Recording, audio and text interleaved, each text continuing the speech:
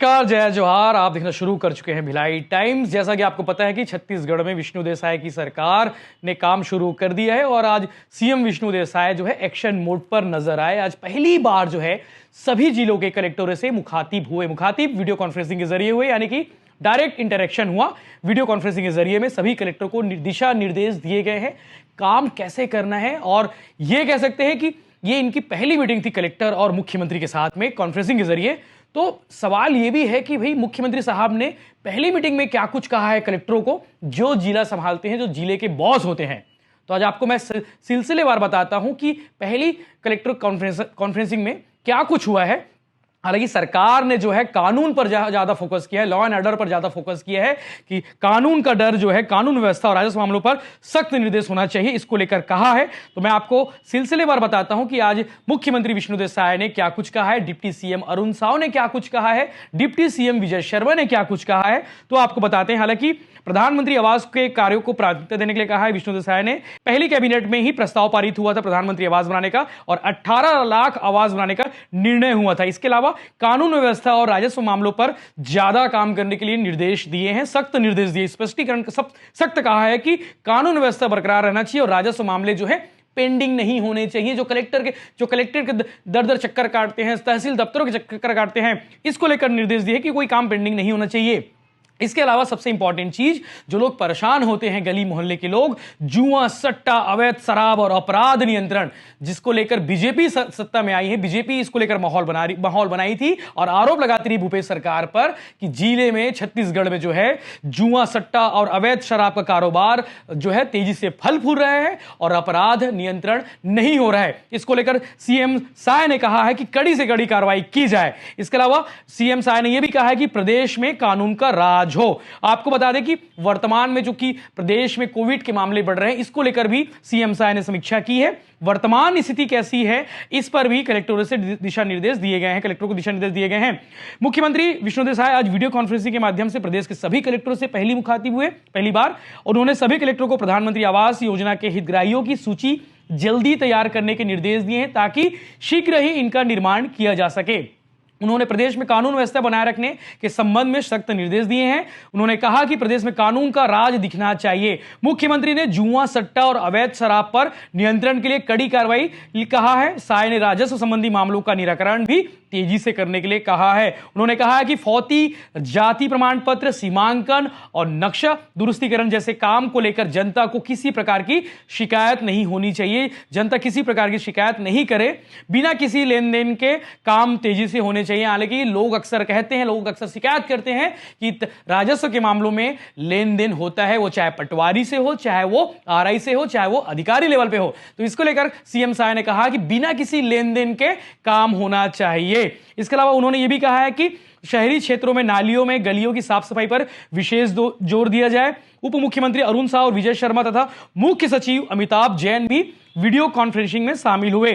CM Sai ने क्या कुछ कहा, अभी आपको बताते हैं कि सीएम साय ने कहा कि राज्य में नई सरकार गठन होते ही 18 लाख लोगों को प्रधानमंत्री आवास देने और 12 लाख किसानों को 2 वर्ष के बकाया बोनस की राशि देने का बड़ा फैसला लिया गया है। उन्होंने आवास के लिए पात्र सभी लोगों की सूची तत्काल तैयार करने के लिए निर्देश कलेक्टर को दिए हैं। श्री साय ने यह भी कहा है कि आगामी 25 दिसंबर को प्रदेश में मनाए जाने वाले सुशासन दिवस के संबंध में भी तैयारी के लिए आवश्यक दिशा निर्देश दिए हैं। मुख्यमंत्री ने स्वास्थ्य विभाग के वरिष्ठ अधिकारियों और सभी कलेक्टरों के साथ प्रदेश में कोरोना की वर्तमान स्थिति पर भी समीक्षा की। उन्होंने देश में कोरोना के बढ़ते मामलों को लेकर इससे बचाव और रोकथाम के लिए भारत सरकार द्वारा जारी दिशा निर्देश का कड़ाई से पालन करने के निर्देश दिए हैं। उन्होंने कोरोना के संभावित लक्षण वाले लोगों के सैंपल की जांच के लिए कहा है। रोजाना प्रतिदिन संख्या बढ़ाने के लिए भी कहा है, यानी कि सर्दी खांसी बुखार वाले मामले अगर आते हैं तो उनकी कोरोना जांच की जाए, अगर लक्षण नजर आ रहा है तो। उन्होंने कोरोना के इलाज के लिए सभी जरूरी व्यवस्थाओं की जांच के लिए और अस्पतालों में मॉक ड्रिल के लिए भी कहा है। उप मुख्यमंत्री अरुण साव ने वीडियो कॉन्फ्रेंसिंग के जरिए सभी कलेक्टरों से कहा है कि मुख्यमंत्री के निर्देशों का अक्षरशः पालन सुनिश्चित किया जाए। प्रदेश में कानून व्यवस्था स्थिति अच्छी होनी चाहिए, प्रदेशवासियों को किसी प्रकार की तकलीफ ना हो, शासन की हर योजनाओं का लाभ अंतिम व्यक्ति तक अच्छे से पहुंचे। उन्होंने कहा कि सभी अधिकारी अपनी योग्यता और क्षमता का उपयोग जनता के हित में करें। विधानसभा चुनाव के लिए आचार संहिता प्रभावी होने के बाद रुके हुए कार्यों पर विशेष ध्यान देने के लिए कहा है। आपको बता दें कि चुनाव के दौरान बहुत सारे काम पेंडिंग थे, इसका निराकरण करने के लिए कहा है और उसे उन कामों को शुरू करने के लिए कहा है। डिप्टी सीएम अरुण साव ने और क्या कुछ कहा वो भी हम आपको बताते हैं।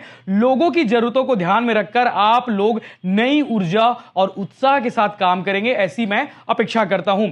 डिप्टी सीएम विजय शर्मा ने बैठक में क्या कहा वो भी हम आपको बताते हैं। सरकार गठन के शुरुआती 8 दिनों में ही राज्य में कई बड़े फैसले लिए गए हैं। शासन और प्रशासन को मिलकर इन फैसलों का लाभ लोगों को बेहतर तरीके से पहुंचाना है, लोगों तक पहुंचाना है। उन्होंने कहा कि 25 दिसंबर को सुशासन दिवस के बाद 26 दिसंबर को वीर बाल दिवस मनाया जाना है। वीर बाल दिवस के माध्यम से बच्चों में वीरता का भाव जागेगा।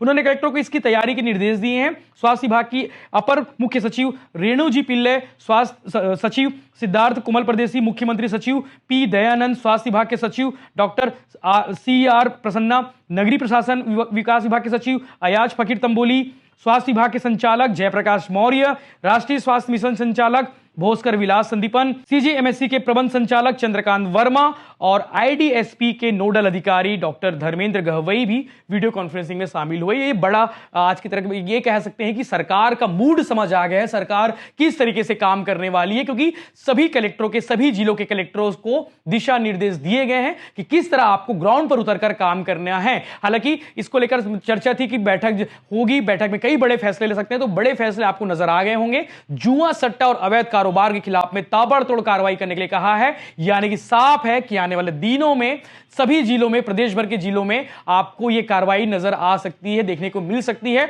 और प्रदेश सरकार के और भी जो जरूरी अपडेट होंगे, जो जरूरी फैसले होंगे, वो हम आप तक पहुंचाते रहेंगे। आप बने रहिए भिलाई टाइम्स के साथ में। चैनल को सब्सक्राइब जरूर करें।